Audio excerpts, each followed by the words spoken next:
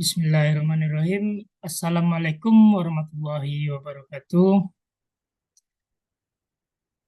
Alhamdulillahirrahmanirrahim.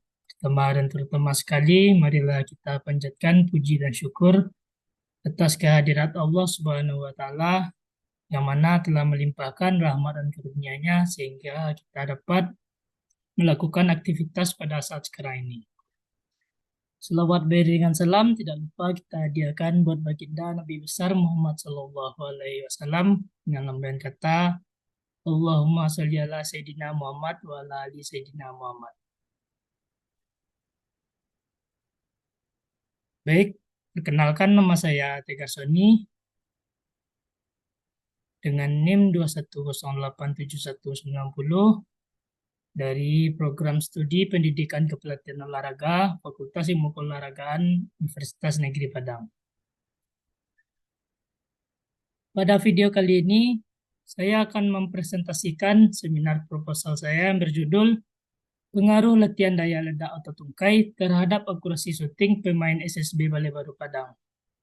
Sebelumnya, yang saya hormati Bapak Prof. Dr. Edi Marheni MPD dan Bapak Naluri Danai SPD MPD selaku dosen pengampu mata kuliah seminar. Langsung saja saya akan mempresentasikan dan memaparkan seminar proposal saya.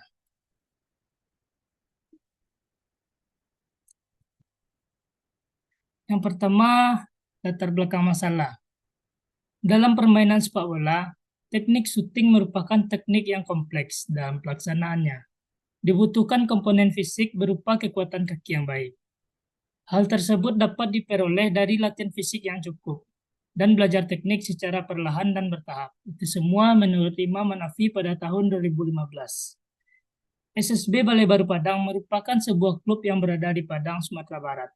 Klub ini bertujuan untuk menciptakan pemain atau atlet profesional, dengan rata-rata pemainnya menempuh pendidikan.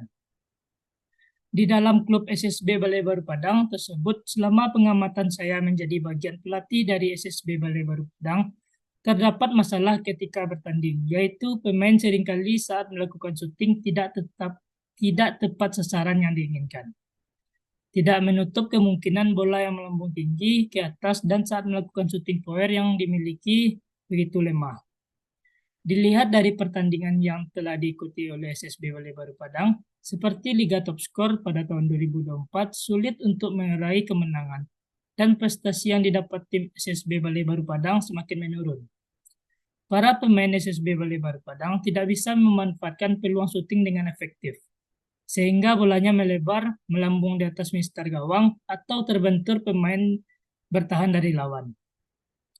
Power yang diciptakan untuk melakukan shooting terkadang lemah, sehingga terjadi serangan balik yang mengakibatkan tim mengalami kekalahan. Next, batasan masalah. Batasan masalah dengan penelitian ini hanya berfokus pada pemain SSB Balai Baru sebagai populasi penelitian. Dan penelitian ini juga dibatasi dengan penelitian pada latihan daya ledak atau tungkai dan hubungannya dengan akurasi syuting. Variabel yang akan diteliti seperti daya ledak otot tungkai misalnya. Pertama yaitu kekuatan otot kaki, kemampuan melompat atau kecepatan tendangan. Dan akurasi syuting misalnya ketepatan sasaran atau jumlah gol yang dicetak. Next, metode penelitian. Penelitian ini merupakan jenis penelitian eksperimen semu.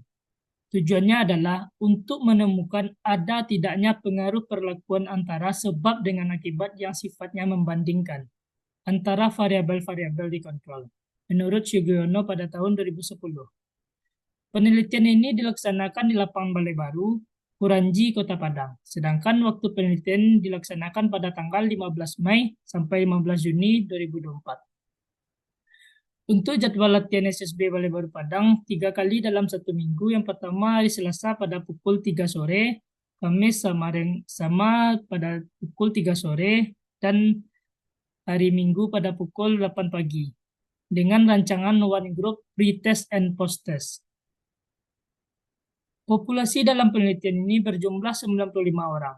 Selanjutnya, sampel penelitian berjumlah 15 orang dengan teknik penarikan sampel yaitu probability sampling. Dan untuk lebih jelasnya, metode yang lebih spesifik simple random sampling atau pengambilan sampai lacak sederhana. Sebagai variabel bebas dalam penelitian ini adalah latihan daya ledak atau tungkai dan variabel terikatnya adalah kemampuan akurasi syuting sepak bola. Teknik pengumpulan data yang dilakukan terhadap sampel dengan menggunakan tes kemampuan akurasi syuting untuk mengukur kemampuan akurasi syuting pemain dengan tes awal yaitu pre-test dan tes akhir yaitu post-test. Teknik analisis data yang digunakan adalah menggunakan uji t-test atau uji Bedamel. Untuk memenuhi persyaratan asumsi dilakukan uji normalitas bertujuan untuk mengetahui data yang diperoleh apakah berdistribusi normal atau tidak. Next, pada hasil penelitian yang pertama yaitu pretest. Dapat kita lihat pada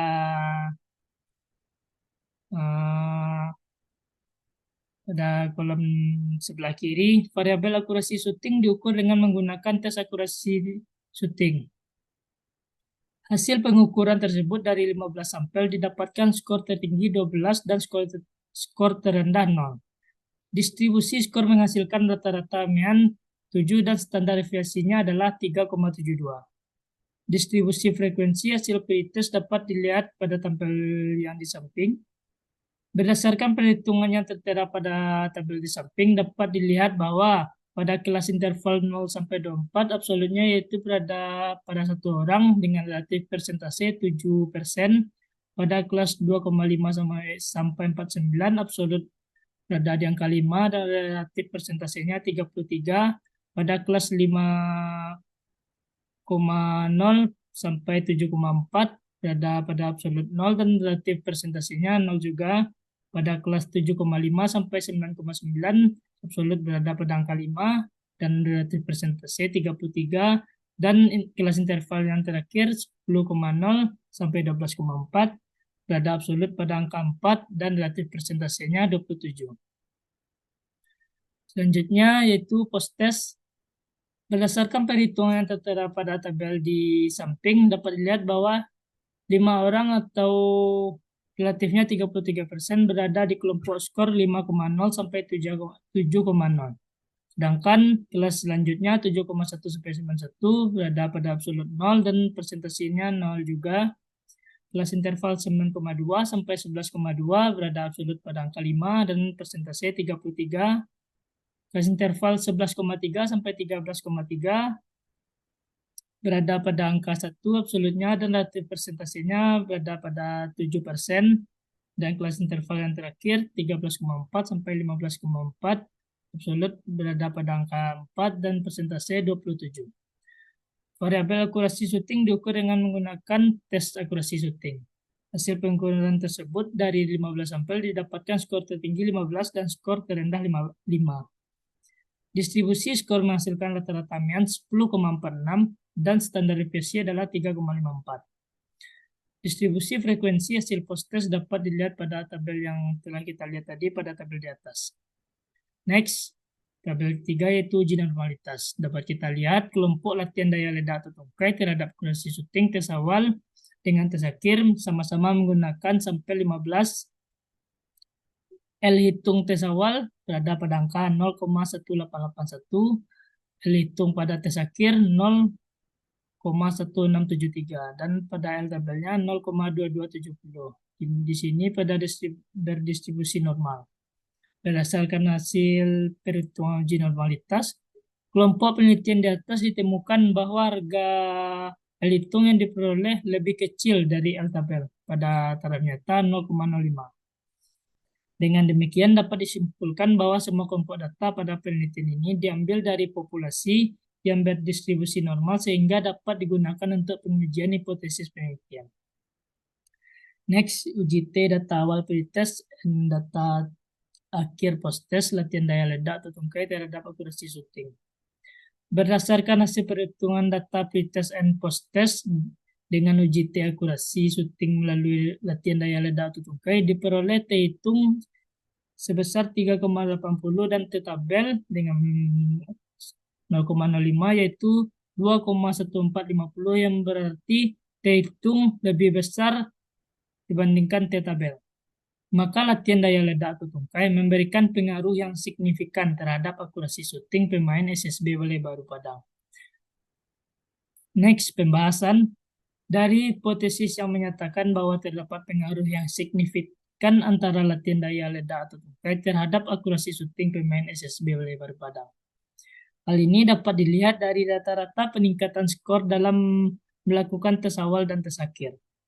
Peningkatan rata-rata keterampilan dalam melakukan syuting dengan tes akurasi syuting dengan tes awal 7 meningkat menjadi 10,46. Meningkatnya dengan angka 3,46. Berdasarkan hasil perhitungan data tes awal dan tes akhir dengan menggunakan statistik UJT, maka metode rangkaian latihan memberikan pengaruh yang signifikan terhadap akurasi syuting. Hal ini terbukti dengan setelah dilakukan UJT diperoleh T hitung sebesar 3,80 sedangkan T tabel sebesar 2,1450 dengan taraf signifikan 0,05 dan N atau sampel 15, maka T hitung lebih besar dibandingkan T tabel. Dengan kata lain, hipotesis penelitian yang diajukan diterima dalam kurung signifikan. Dari pembahasan di atas dapat disimpulkan bahwa latihan daya ledak atau tungkai sangat dominan mempengaruhi akurasi syuting. Karena dalam latihan semua variasi gerakan atau materi yang diberikan akan diulang lagi dengan intensitas beban yang semakin hari semakin meningkat. Namun walaupun demikian, teknik, taktik, dan kondisi juga mendukung suatu keberhasilan suatu latihan, sehingga apa yang diharapkan dapat tercapai. Next, pada kesimpulan yang dapat saya berikan pada kesan ini yaitu berdasarkan hasil penelitian yang telah diuraikan dapat dikemukakan kesimpulan sebagai berikut. Terdapat pengaruh dari latihan daya ledak atau tungkai terhadap kemampuan akurasi syuting pemain SSB Balai Baru Padang. Penerapan latihan daya ledak atau tungkai dapat meningkatkan kemampuan akurasi syuting pemain sepak bola.